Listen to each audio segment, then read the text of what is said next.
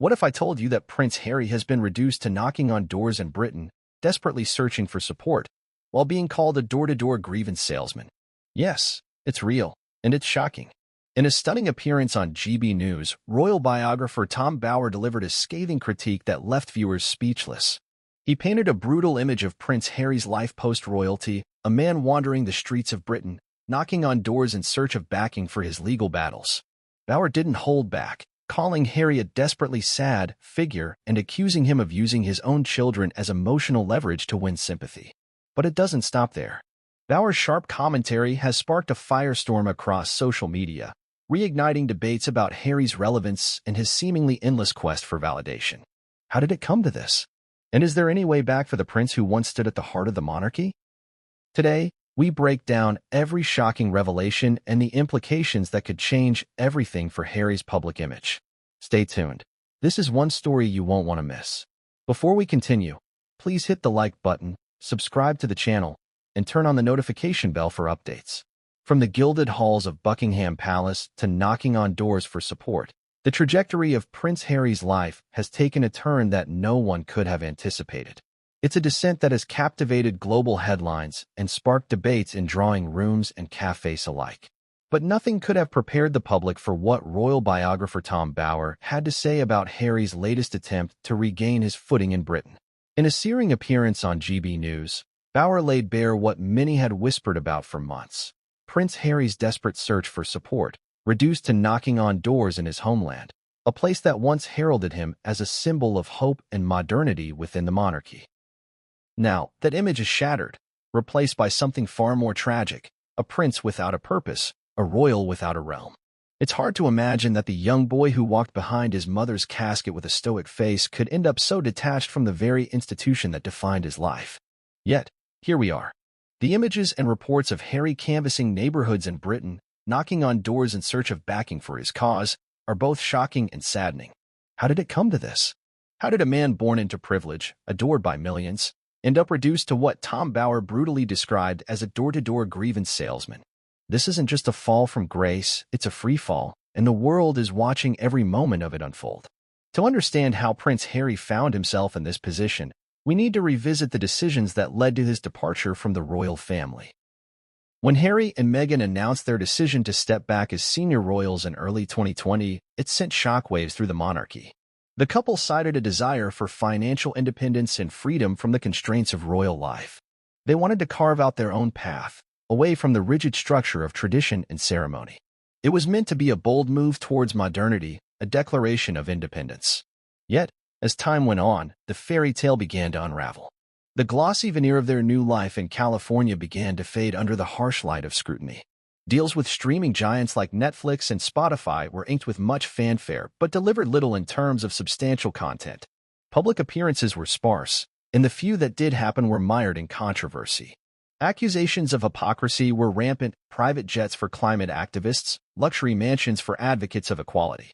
Slowly, the couple's appeal began to wane. Polls in the UK showed a steady decline in public support, and media narratives became less forgiving. It was against this backdrop that Harry's shocking act of desperation emerged. Tom Bower, who is known for his no-nonsense takes on the royal family, pulled no punches during his live appearance on GB News. He described Harry's post-royal life as one marked by confusion and desperation, driven by a need for validation that he once received effortlessly as a prince. According to Bower, the images of Harry knocking on doors weren't just symbolic, they were tragic. Here was a man once considered the heart of the royal family, now canvassing for support as if he were running for local office. It was a stark image, one that painted a picture of decline that few could ignore. Bower's commentary didn't stop there. He dissected Harry's attempts to regain police protection in the UK, something that had been stripped from him after his departure. Harry had made multiple appeals to the British government, citing concerns for his family's safety. Yet, the request was denied, a decision that Bower described as a dose of reality for someone who had spent his life shielded from consequence. "He's not a royal anymore," Bower said bluntly. "He's just Harry. And just Harry doesn't get special privileges." But perhaps the most cutting part of Bower's critique was his description of Harry as a door-to-door grievance salesman. It was an image that stuck with viewers long after the broadcast ended.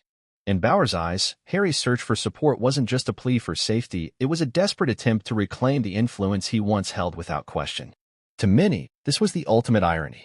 Harry had walked away from the institution that granted him power and privilege, only to find himself begging for it back, not from his family, but from ordinary citizens in the very nation he had spurned.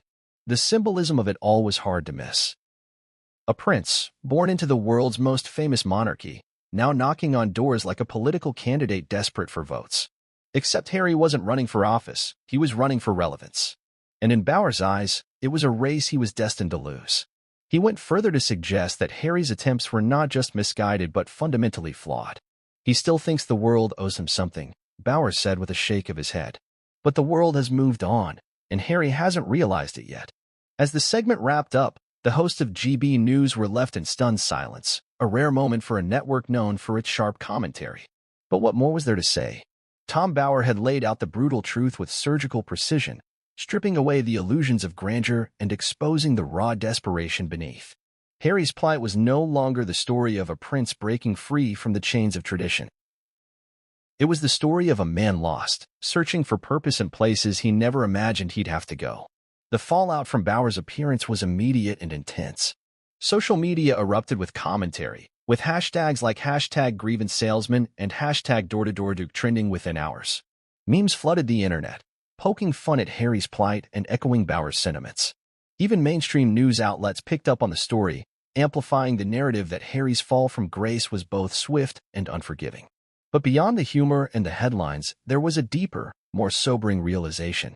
This wasn't just a man fighting for security or relevance.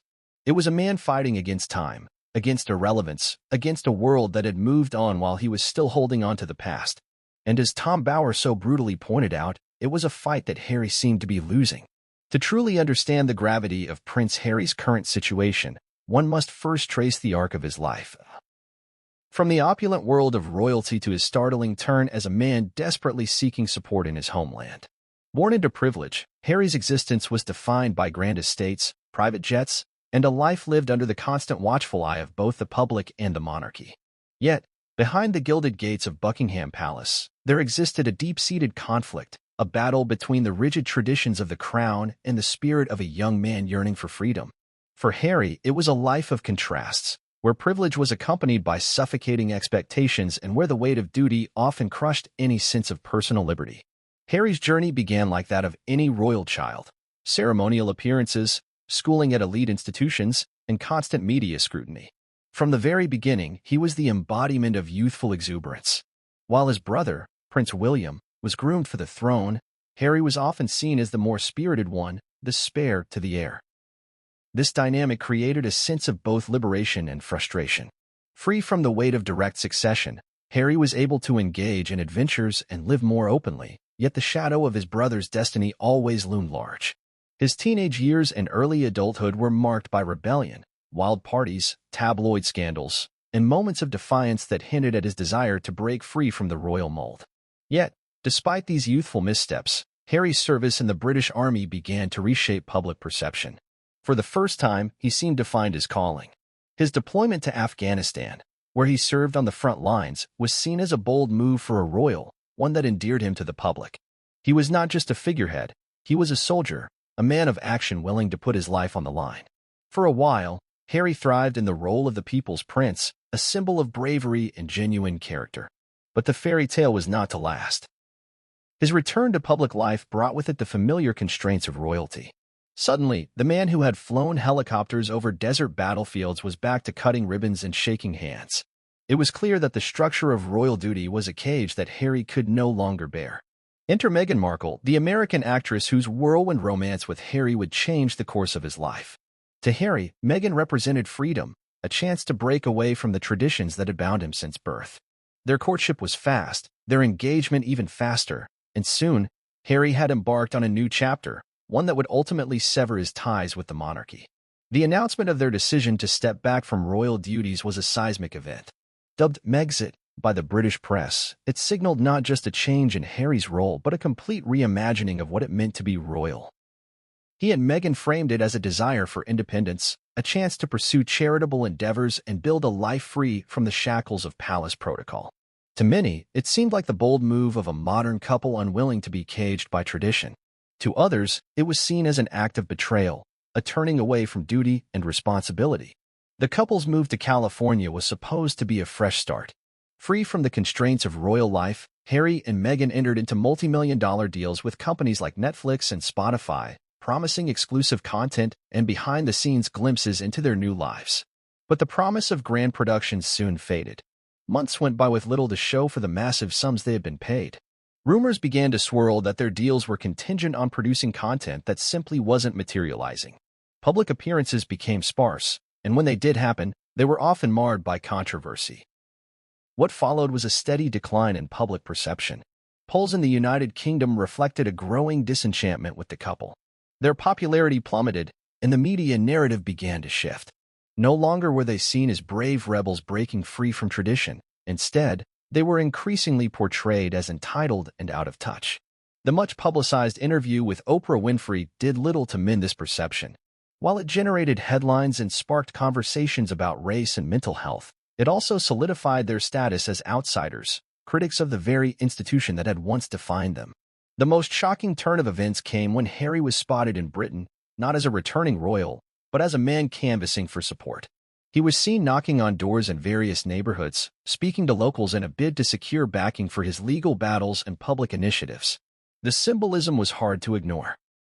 The man who once graced balconies alongside the Queen was now relegated to door-to-door pleas, searching for relevance in the very country he had distanced himself from. This act was not without its share of criticism. Many saw it as a desperate move, one unbefitting of a man who once carried the title of prince.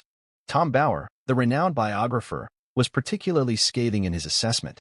During his appearance on GB News, Bower described Harry as a door-to-door grievance salesman, a man desperately seeking validation and support for causes that no longer carried weight in the public eye. Bower's critique was sharp, unyielding, and, for many, painfully accurate. He painted a picture of Harry as a man out of touch with reality, still clinging to notions of privilege while trying to engage with the public as if he were just another concerned citizen.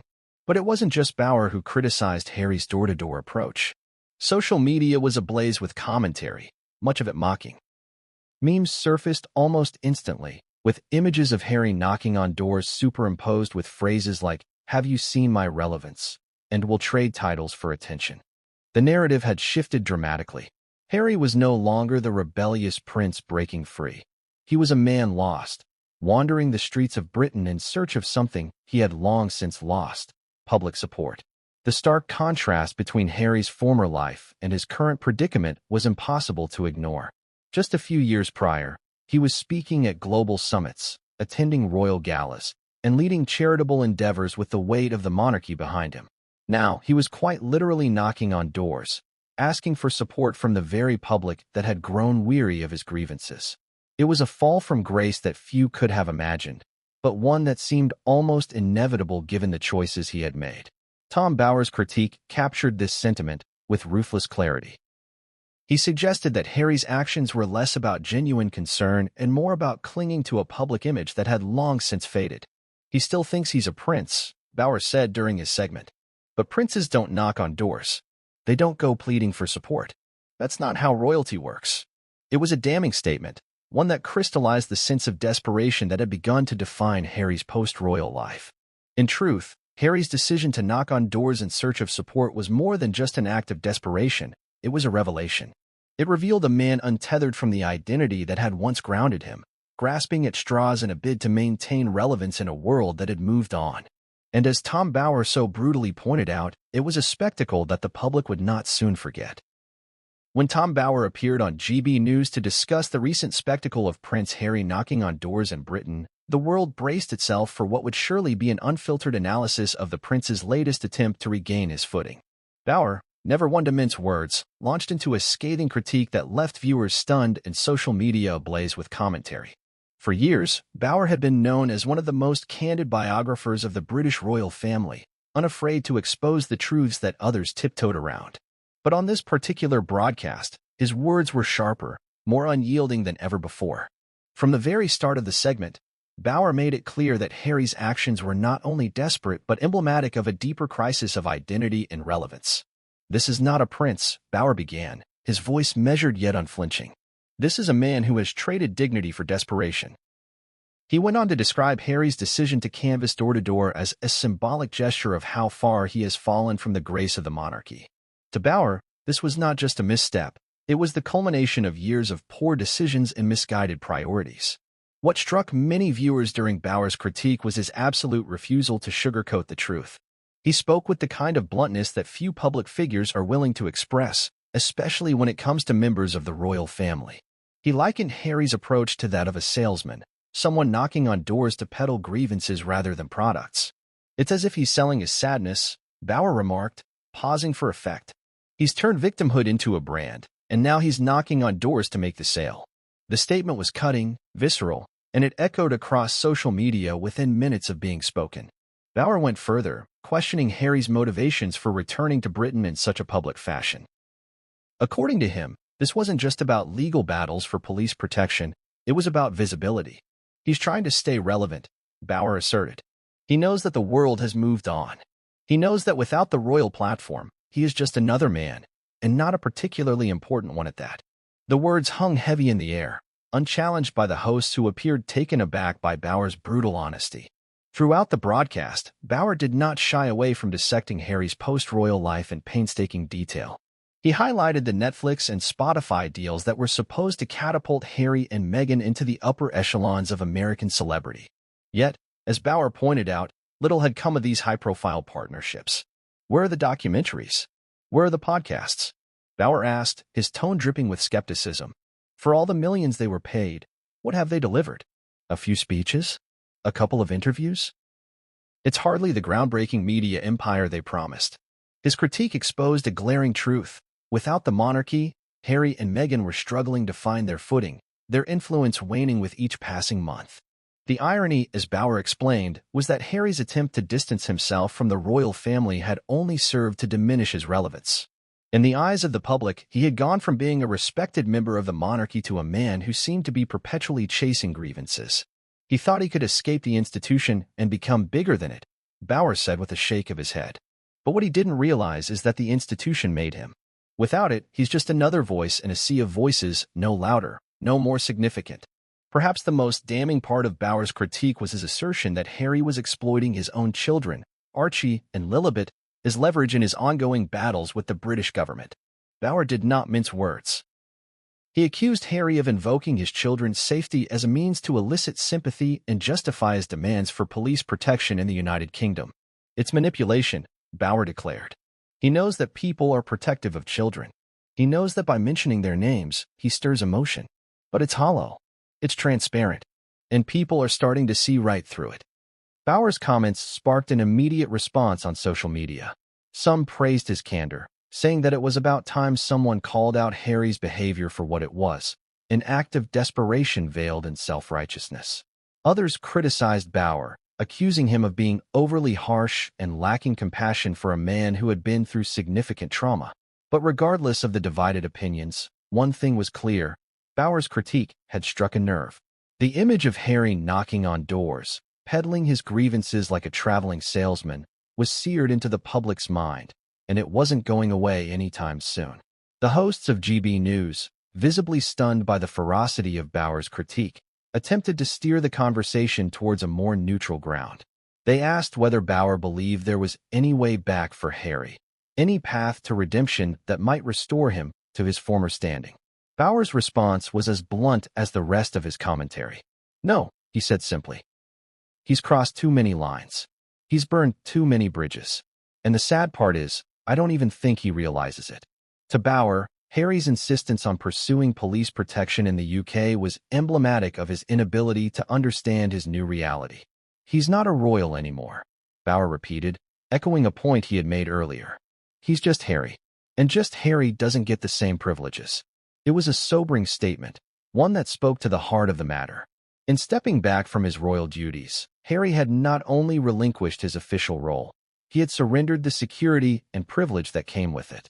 His attempts to claw back those benefits, Bauer argued, only highlighted his misunderstanding of what his new life entailed.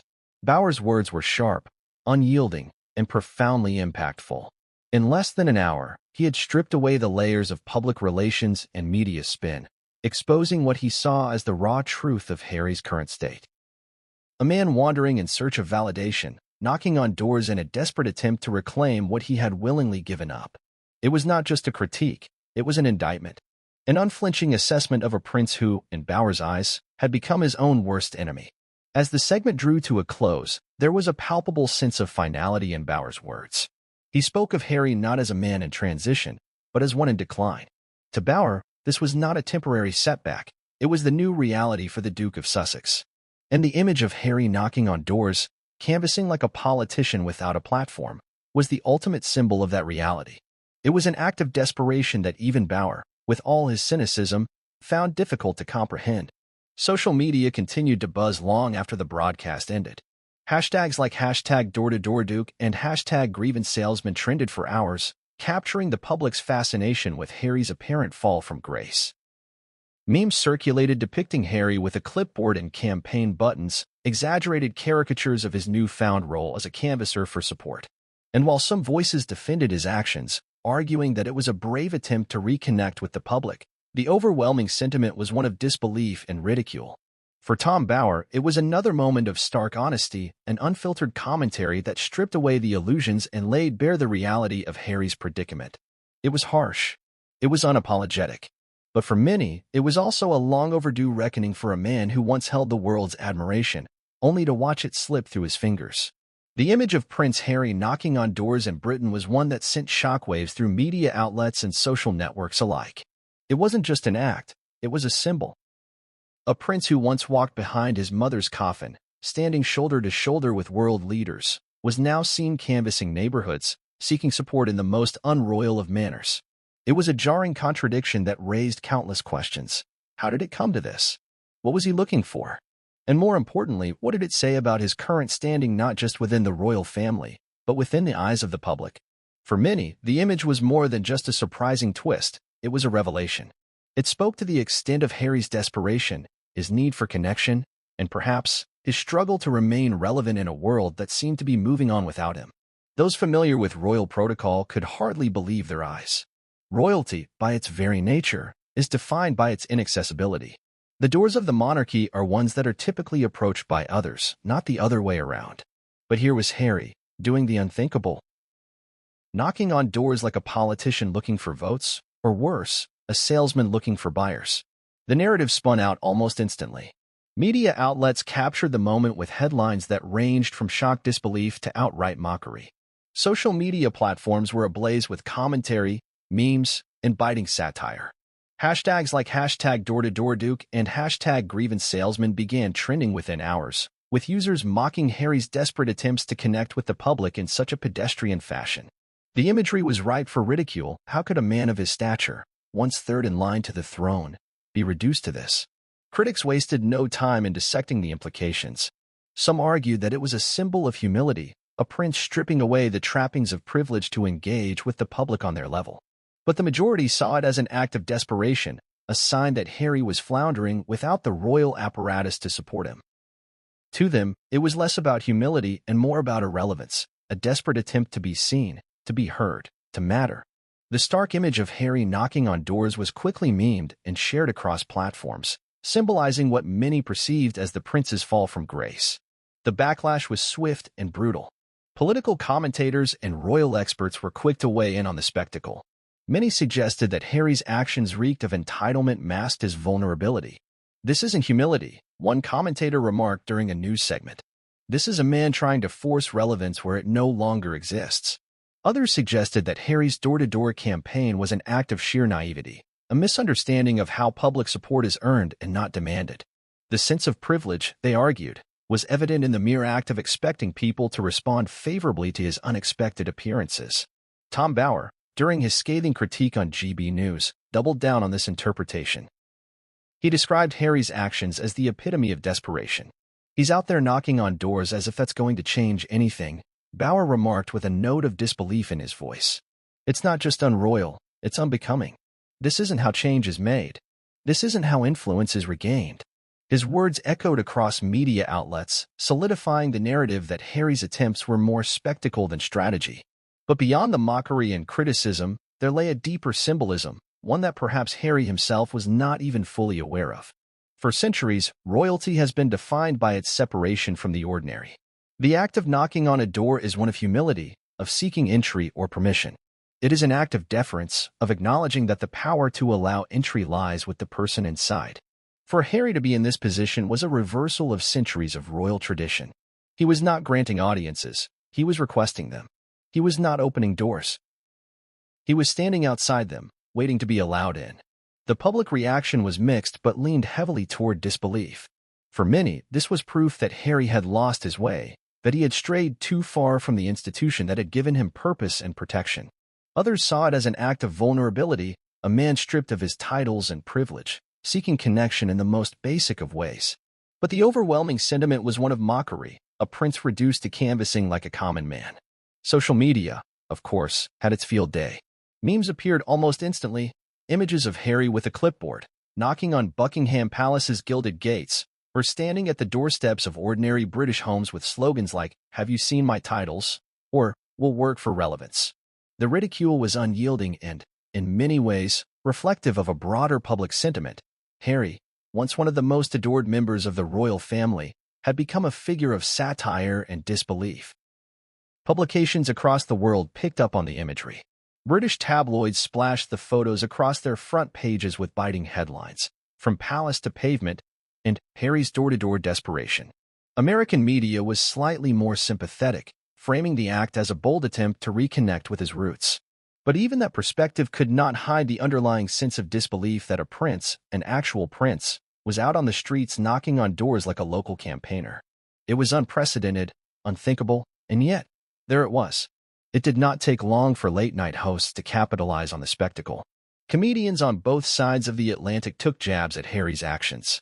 One American host quipped, "I guess when Netflix and Spotify don't call, you start knocking."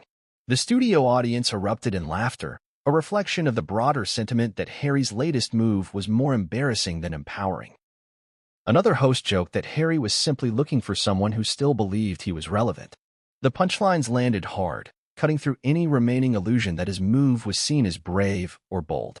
To make matters worse, there were rumors, unverified but widespread, that many of the doors Harry knocked on went unanswered. This fueled the narrative that his connection with the British public had been irrevocably damaged.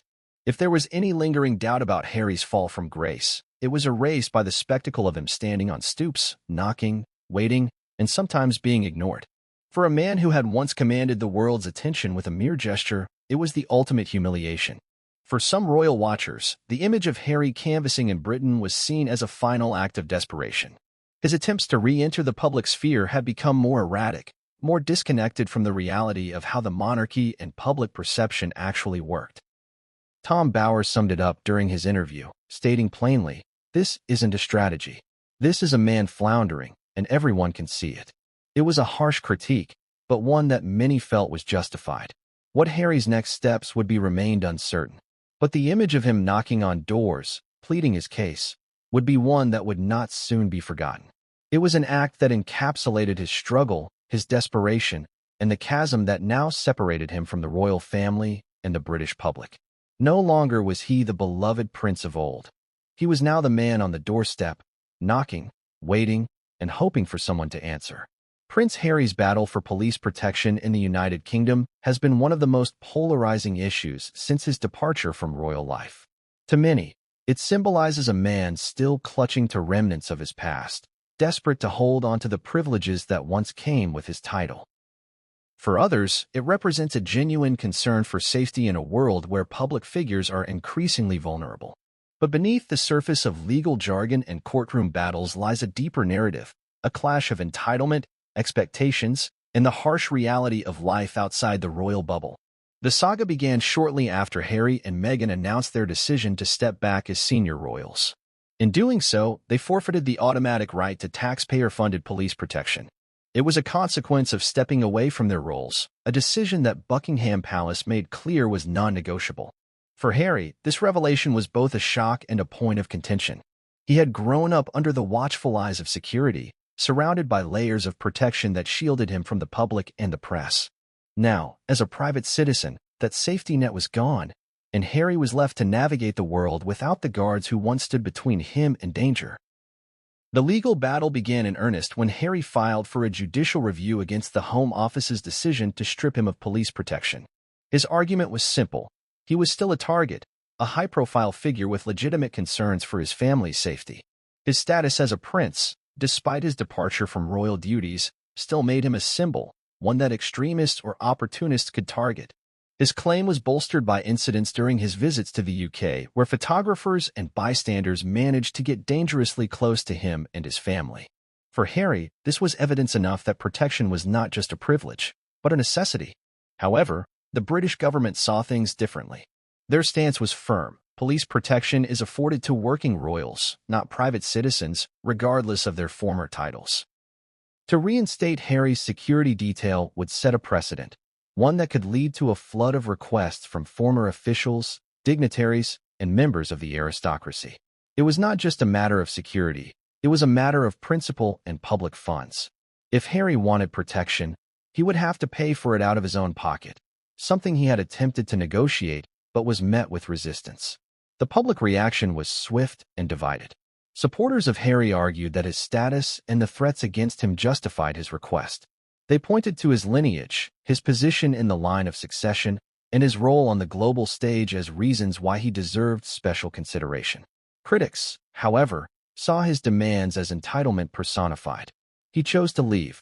One commentator remarked, "He can't have it both ways. If he wants the protection, he should be willing to pay for it like everyone else." This sentiment was echoed across social media platforms, where opinions were as divided as ever. The legal proceedings were marked by sharp exchanges and pointed arguments. Harry's legal team argued that his status as a royal by birth inherently made him a target. They cited his military service, his outspoken views, and his public persona as justifications for heightened security measures. In contrast, government representatives maintained that public funds could not be used to protect someone who no longer served the crown. Their argument hinged on the idea that Harry had willingly stepped away from his duties, and with that decision came the loss of privileges, police protection included. To make matters more complex, Harry's request to personally fund his own police protection was met with resistance from the Metropolitan Police. Their argument was grounded in the belief that allowing private individuals to fund state protection could create a dangerous precedent, blurring the lines between public service and private security. If Harry were allowed to pay for police protection, it would essentially mean that one could purchase public safety, an idea that clashed with the very principles of law enforcement in the United Kingdom. This stalemate created a media storm. Headlines proclaimed it as a battle of privilege versus protocol, entitlement versus responsibility. For many, it was a stark reminder of Harry's struggle to reconcile his royal identity with his newfound independence. The idea of a prince, stripped of his security detail, walking the streets unprotected was unthinkable to some, but for others, it was exactly what stepping back from the monarchy entailed. He wanted freedom, one political analyst stated. Well, this is what freedom looks like. He's just another citizen now. But for Harry, the stakes were much higher. His concerns were not just for himself, but for Meghan and their children. He had often spoken of the dangers of being in the public eye, particularly given the constant scrutiny and criticism they faced. The memories of his mother, Princess Diana, who died while being chased by paparazzi, were never far from his mind. For Harry, the lack of police protection was not just a matter of principle, it was a matter of survival. Public opinion polls reflected the division in sentiment. In the UK, a majority sided with the government, believing that Harry's departure from royal life justified the removal of his security. In the United States, where Harry and Meghan had relocated, the response was more sympathetic, with many Americans viewing the situation as another example of the royal family's harsh treatment of the couple. This transatlantic divide only served to deepen the rift between Harry and his homeland, further isolating him from the country he once called home. Tom Bower's commentary on this issue was unyielding. During his appearance on GB News, he described Harry's insistence on police protection as delusional entitlement. He accused Harry of trying to leverage his former status to secure privileges that were no longer his to claim. He wants the prestige of royalty without the responsibility, Bower stated bluntly. That's not how it works. You don't get to walk away and then demand the perks that come with it. His words struck a chord with many who felt that Harry's expectations were out of touch with reality. Bauer also pointed out the irony of Harry's insistence on security while simultaneously criticizing the royal family and the British government in public forums. He wants protection from the very institutions he's vilified, Bauer noted. It's hypocrisy at its finest. This sentiment was echoed by many critics who felt that Harry was trying to have it both ways, rebelling against the monarchy while demanding its privileges. It was a contradiction that did not go unnoticed, and it only added fuel to the fire of public discourse. The legal battle raged on, with no immediate resolution in sight. Each court appearance brought with it new headlines, new critiques, and new questions about Harry's place in the royal hierarchy. For many, it was a story of a prince unwilling to let go of the trappings of royalty, despite his vocal criticisms of the institution. For others, it was a reminder of the harsh realities of stepping away from the monarchy, realities that Harry, despite his best efforts, could not escape. As the dust settled from each court session, the question remained, what exactly was Harry fighting for? Was it safety, or was it the validation that came with being a protected member of the royal family?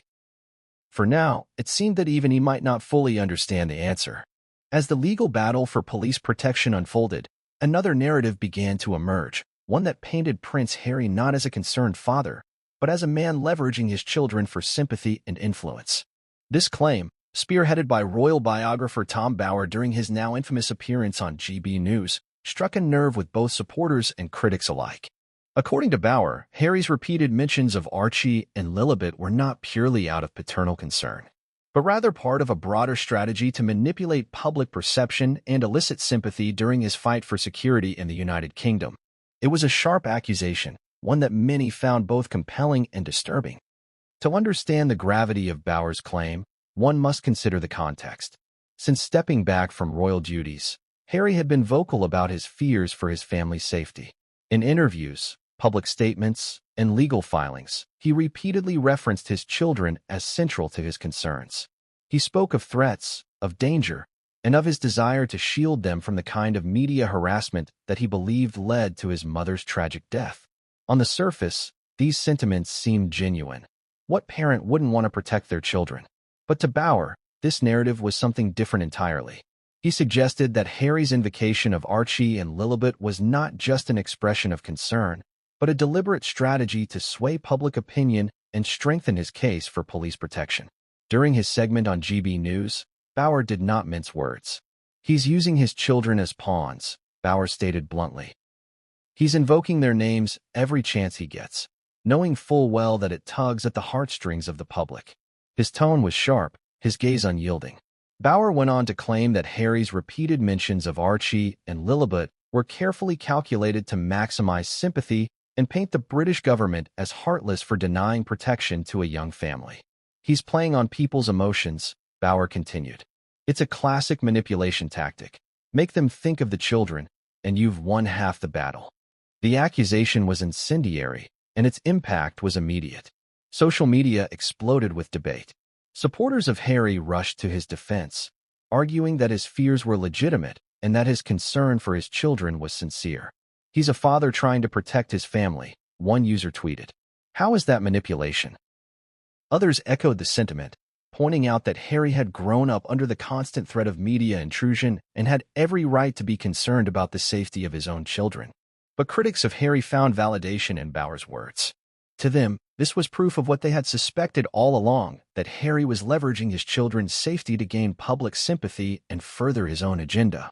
Memes began circulating online, mocking Harry's frequent mentions of his children during interviews and public appearances. One particularly viral image depicted Harry clutching a microphone with the caption, "Did I mention I'm a dad? Please protect me." It was biting, cynical, and emblematic of the growing narrative that Harry was using Archie and Lilibet as shields against criticism. The broader implications of Bauer's accusations were not lost on the media. Pundits began dissecting Harry's past interviews with newfound scrutiny, analyzing his references to his children and questioning the sincerity behind them. In particular, his now famous interview with Oprah Winfrey was brought back into the spotlight. During that interview, Harry spoke at length about his fears for his family's safety, particularly in the wake of losing police protection. He described sleepless nights, moments of anxiety, and his belief that without proper security, his children were vulnerable. At the time, these revelations were met with widespread sympathy, but in the wake of Bauer's comments, many began to reevaluate their perspectives. Journalists pored over transcripts and recordings, identifying every instance where Harry referenced his children as part of his plea for protection. The numbers were telling. Nearly every public appearance or interview in which the topic of security was raised included at least one mention of Archie and Lilibet. To Bauer and his supporters, this was no coincidence. It was a carefully crafted narrative designed to elicit sympathy and paint Harry as the protective father fighting against a cold and unfeeling establishment. Bauer's critique extended beyond Harry's public statements. He also questioned the prince's legal filings, noting that the documents were littered with references to his children's safety. "It's right there in black and white," Bauer remarked during the broadcast. "Every filing, every motion, Archie and Lilibet are mentioned repeatedly. He's using them as leverage."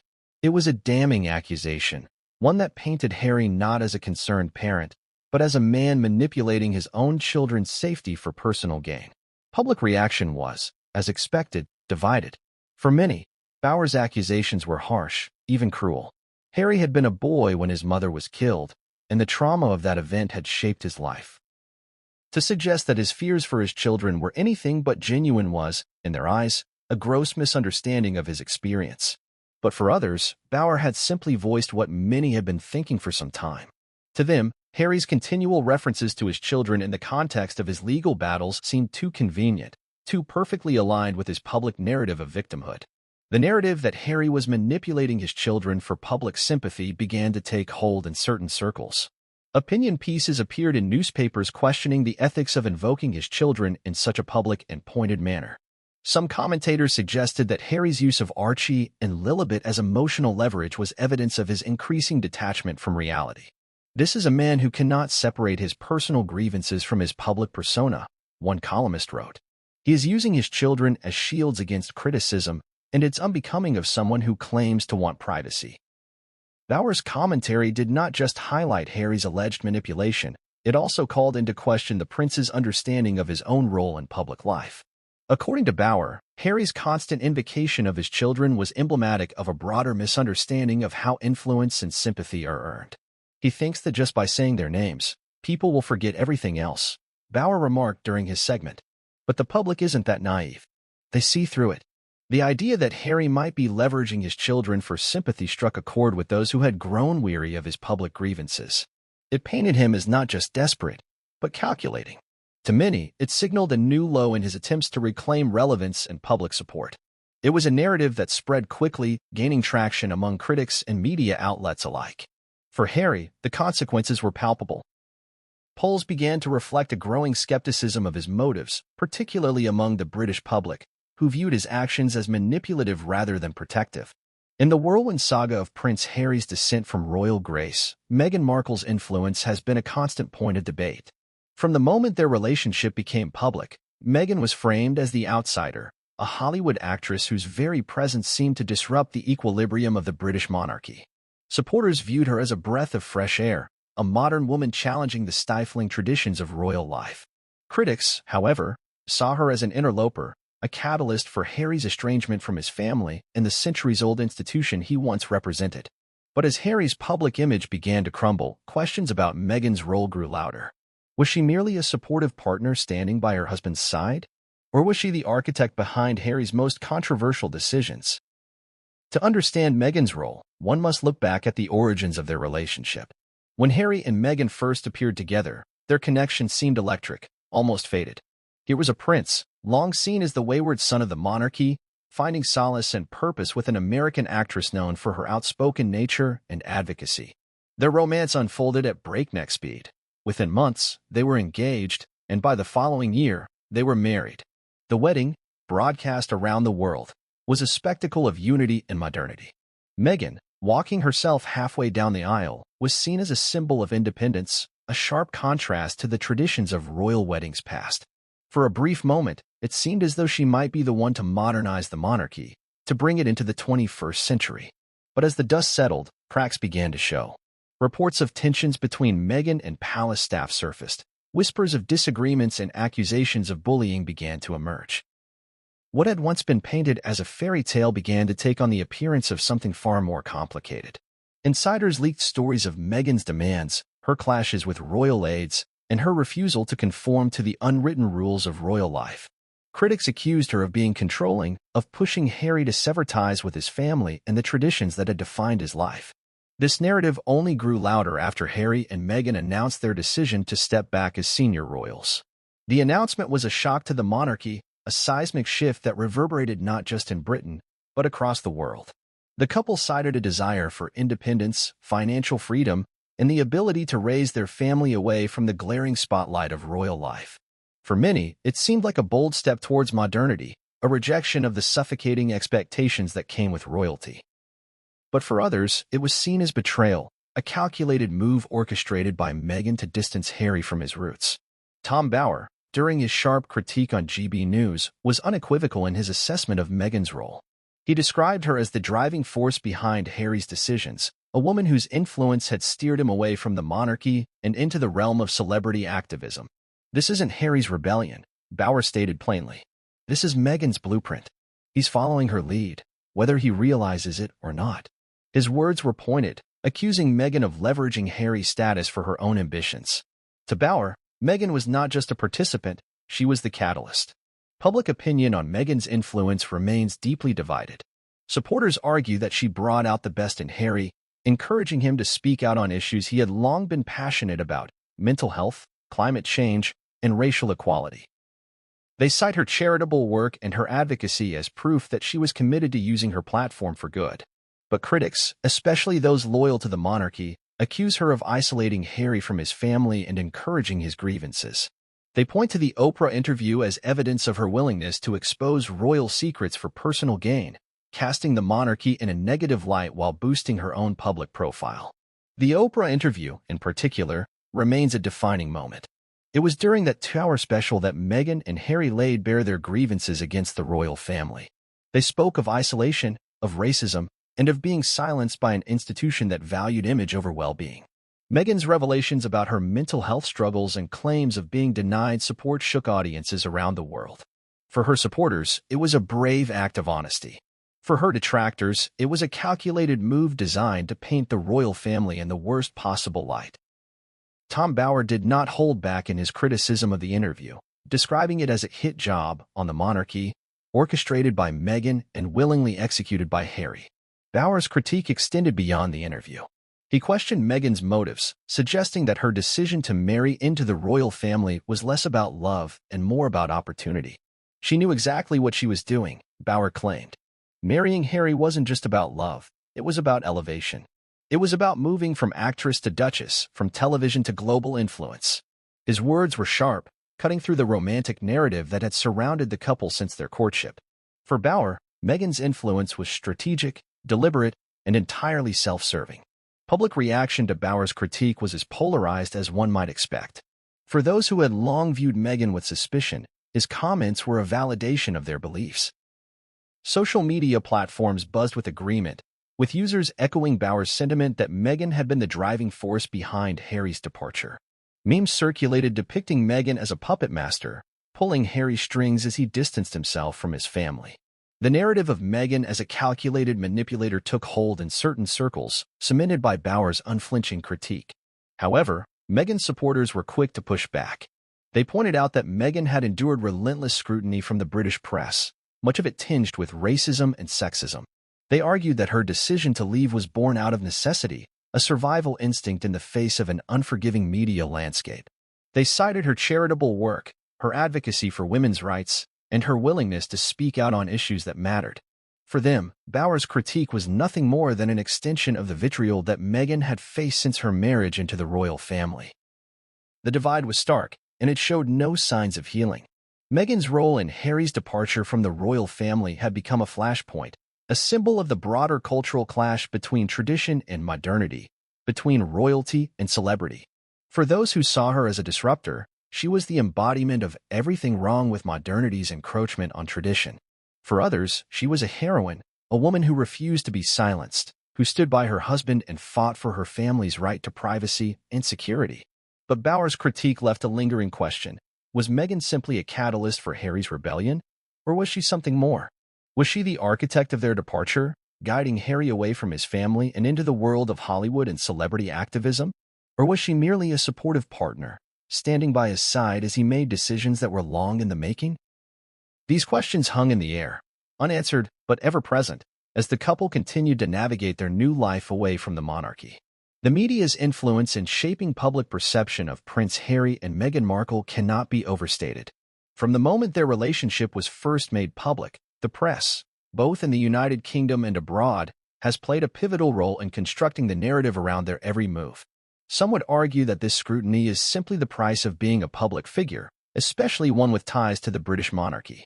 Others contend that the media's relentless pursuit has been more akin to a vendetta, one that has contributed to the couple's decision to step back from royal duties and seek a life outside of the United Kingdom. But no matter which side of the debate one falls on, there is no denying that the press has been instrumental in both building and dismantling the public image of Harry and Meghan. To understand the full extent of the media's impact, one must look back to the beginning of Harry and Meghan's relationship. Initially, the coverage was overwhelmingly positive. Headlines praised Harry for finding happiness and commended Meghan for her charm and grace. The royal wedding in 2018 was a global spectacle, with millions tuning in to watch the fairy tale ceremony unfold. It seemed, for a moment, that Meghan had been warmly embraced by both the media and the public. Her status as an American actress and a woman of mixed race was hailed as a sign of modernization within the monarchy, proof that the royal family was evolving with the times. But the honeymoon with the media was short-lived. Almost as quickly as the praise had come, the criticisms began to surface. Reports of Meghan's alleged demands, her perceived disregard for royal tradition, and her supposed rifts with palace staff became front-page news. Headlines branded her as Duchess Difficult, painting a picture of a woman who refused to conform to the expectations of royal life. Stories emerged of disagreements with Kate Middleton, of tension with Queen Elizabeth, and of growing frustration within palace walls. For the British tabloids, Meghan became a source of daily headlines, her every move scrutinized and often criticized. The intensity of the media's focus did not go unnoticed. In interviews, Harry spoke candidly about his fears for Meghan's safety and mental well-being, drawing parallels between the treatment of his wife and that of his late mother, Princess Diana. For Harry, the media's relentless pursuit was not just invasive, it was dangerous. His memories of paparazzi chasing his mother through the streets of Paris were never far from his mind, and he made no secret of his determination to prevent history from repeating itself. To him, the media's scrutiny was not just a nuisance, it was a threat. But if Harry's concerns were rooted in genuine fear, the media's approach was rooted in something far more calculated. Sensational stories about Harry and Meghan sold newspapers. They drove clicks and generated ad revenue. In the competitive world of British tabloids, scandal and controversy were far more profitable than stories of royal charity work or public appearances. And so, the narrative grew more negative with each passing week. Headlines focused on the couple's perceived extravagance, their private jet travels despite environmental advocacy, and their decision to sue British tabloids over allegations of invasion of privacy. The couple's legal battles with the press only added fuel to the fire. In 2019, Meghan filed a lawsuit against the Mail on Sunday for publishing a private letter she had written to her estranged father, Thomas Markle. The case became a media circus, with each court appearance generating headlines and reigniting public debate. Meghan's decision to take legal action was seen by some as a bold stand against media overreach, but by others as a sign of her unwillingness to accept the scrutiny that came with royal life. The lawsuit dragged on for months, with both sides trading accusations of misconduct and misinformation. Harry, too, became entangled in legal disputes with the press. His ongoing battle for police protection in the UK was heavily covered by the tabloids, often with a critical tone. Reports painted Harry as entitled, unwilling to accept the consequences of his decision to step back from royal duties. The narrative that Harry wanted to have his cake and eat it too, that he wanted the benefits of royal life without the responsibilities, took hold. This portrayal was only amplified by commentators like Tom Bower, who suggested that Harry's insistence on police protection was less about safety and more about maintaining a sense of importance.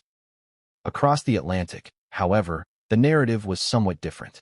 American media outlets, particularly those with a more liberal leaning, were more sympathetic to Harry and Meghan's plight. Their decision to step back from royal duties was framed as a bold rejection of a toxic environment, an escape from the oppressive scrutiny of the British press. Meghan, especially, was portrayed as a victim of racism and misogyny, forced out by a system unwilling to accept her independence and outspokenness. This divergence in coverage only served to deepen the divide between British and American perceptions of the couple. The polarization in media narratives also contributed to the rift between Harry and his family. British tabloids continued to praise the likes of Prince William and Kate Middleton, highlighting their adherence to tradition and their commitment to royal duty. In contrast, Harry and Meghan were often depicted as rebels, unwilling to conform and quick to criticize the institution that had given them their platform. For royal watchers, it was a tale of two couples, one representing stability and tradition, the other embodying defiance and disruption. The Oprah interview marked a turning point in this media narrative. For 2 hours, Harry and Meghan aired their grievances against the royal family, accusing them of neglect, racism, and a failure to support Meghan during her mental health struggles. The interview was watched by millions and became the subject of global debate. In the United States, the couple's revelations were largely met with sympathy, with many applauding their courage to speak out. But in the United Kingdom, the reaction was far more critical. Headlines accused the couple of betrayal, of washing royal laundry in public for profit and fame. The media's role in shaping public opinion during this period cannot be overstated. They did not just report on Harry and Meghan, they defined the narrative. Each headline, each opinion piece, and each tabloid spread contributed to the story being told. Whether portraying Harry as a desperate man knocking on doors or depicting Meghan as a schemer manipulating her way through royal life, the press constructed an image that influenced millions. Tom Bower's appearance on GB News was merely an extension of this narrative control. His scathing critique of Harry's actions and Meghan's influence mirrored much of what had already been printed in the British press. His words were sharp, his critique unyielding, and his accusations reflective of the broader sentiment that the media had helped to cultivate over years of coverage. For Harry and Meghan, the battle with the press was not just a fight for privacy, it was a fight for control over their own story. One of the most glaring aspects of Prince Harry and Meghan Markle's ongoing public saga has been the steadfast silence of the British royal family. Despite explosive interviews, scathing media headlines, and relentless scrutiny, the core members of the monarchy, King Charles, Prince William, and even the late Queen Elizabeth, have largely maintained a stance of quiet reserve. For many observers, this silence is as telling as any public statement could be. But the question remains, is this strategic restraint a masterclass in damage control, or is it simply indifference to Harry's growing isolation and outbursts? The royal family's tradition of silence is deeply rooted in its long-standing motto, never complain, never explain. This principle has guided the monarchy through decades of scandal, political turmoil, and familial strife. When faced with public criticism or media speculation, the family's strategy has consistently been one of dignified silence, allowing the storm to pass without acknowledgement. This approach, while frustrating to critics, has been remarkably effective in preserving the institution's mystique and authority. By refusing to engage with tabloid narratives or public accusations, the monarchy projects an image of stoic resilience, untouched by the chaos that often swirls around it. But Harry and Meghan's departure from royal life, followed by their series of tell-all interviews and public grievances, tested this strategy like never before. For the first time in recent memory, a senior member of the royal family openly criticized the institution from which he came. Allegations of racism, neglect, and emotional distress were laid bare for the world to see. And yet, the palace response was a mere 61 words. An official statement that expressed sadness over Harry and Meghan's experiences and a promise to address the issues privately. It was a calculated response, restrained to the point of minimalism, designed to acknowledge without engaging. For critics, this silence was seen as a form of complicity, a refusal to address the legitimate concerns raised by Harry and Meghan. In the eyes of some, the royal family's refusal to engage publicly was indicative of an unwillingness to confront its own flaws. They saw it as stonewalling, a tactic designed to sweep issues under the rug rather than address them head-on. But for supporters of the monarchy, the silence was an act of strength, a refusal to be dragged into the spectacle that Harry and Meghan had, in their view, created for themselves. Prince William's only public statement on the matter came during a brief encounter with reporters, who asked if the royal family was racist. His response was direct but measured. "We are very much not a racist family. It was a rare deviation from the norm, a single sentence that spoke volumes not just in its content, but in its existence. For William to break protocol and respond, even in the most minimal way, suggested the weight of the accusations had not gone unnoticed. But beyond this fleeting moment of acknowledgement, the silence resumed. The palace's decision to maintain this silence is not without precedent. The monarchy has long been adept at weathering public scandal through stoic indifference. During the turbulent years of Princess Diana's marriage and subsequent divorce from Prince Charles, the royal family remained largely silent as tabloids dissected every aspect of their relationship. Even after Diana's tragic death, the Queen's initial reluctance to address the nation was a reflection of this long-standing strategy. It was only after considerable public outcry that the Queen delivered a televised speech, a move that many viewed as reluctant and driven more by public pressure than genuine sentiment. In Harry and Meghan's case, the decision to remain silent could be seen as a strategic move to minimize the impact of their revelations. Engaging publicly would only lend legitimacy to their claims and prolong the media cycle. By refusing to comment, the palace effectively starved the narrative of fresh material. Without news statements or reactions from the royal family, the story began to lose momentum, replaced by the next scandal or political event. It is a tactic that has served the monarchy well for generations, one rooted in the belief that silence, more than words, conveys strength and permanence. Tom Bower, during his critique on GB News, praised the royal family's restraint. "They've played it perfectly," he remarked. By staying silent, they've made Harry and Meghan's grievances look like a one-sided attack. The more they speak, the more isolated they seem. Bower argued that the royal family's silence had not only protected its image, but also exposed the vulnerability of Harry and Meghan's position. They're out there talking to anyone who will listen, airing their grievances at every opportunity, while the palace remains silent and stoic. It's a stark contrast, and it's one that works in the monarchy's favor. Public opinion in the United Kingdom seemed to reflect Bower's analysis. Polls showed that while Harry and Meghan's popularity had plummeted, support for the Queen and Prince William remained steady. Many viewed the couple's decision to speak out as a betrayal, a violation of the unspoken code of royal discretion. In contrast, the monarchy's silence was seen as dignified, a testament to its ability to rise above petty disputes and tabloid sensationalism. For many Britons, the royal family's refusal to engage publicly was not just strategic, it was noble. However, across the Atlantic, the perception was markedly different. In America, Harry and Meghan were largely viewed as courageous for speaking out against what they described as institutional oppression and racial bias. Their interviews were seen as brave acts of defiance, shedding light on the hidden struggles of royal life. This divergence in perception only deepened the divide between Harry and his family, with British media framing the couple as disloyal, while American outlets celebrated their independence. The silence from Buckingham Palace also had the effect of isolating Harry and Meghan further. Without public acknowledgement or engagement from the royal family, their claims hung in the air, unaddressed, and, in some eyes, unsubstantiated. For every new interview or public appearance they made, the silence from the palace remained deafening. It was a strategic void that left Harry and Meghan to argue against a wall of indifference, a one-sided conversation that only seemed to highlight their estrangement. Critics of the couple argued that the palace's silence was proof that Harry and Meghan's claims lacked credibility. If there was real merit to their accusations, the palace would be forced to respond, one royal commentator noted. Their silence speaks volumes. For those who supported the monarchy, the lack of engagement was seen as validation, a sign that Harry and Meghan were simply seeking attention rather than genuine change. And yet, the silence also left room for speculation.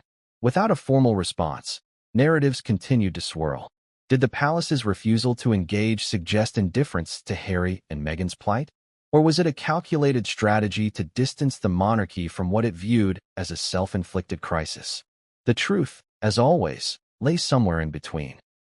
The royal family's silence was both a reflection of its long-standing strategy and a calculated risk, a bet that the storm would pass, and that the institution would remain standing, as it always had.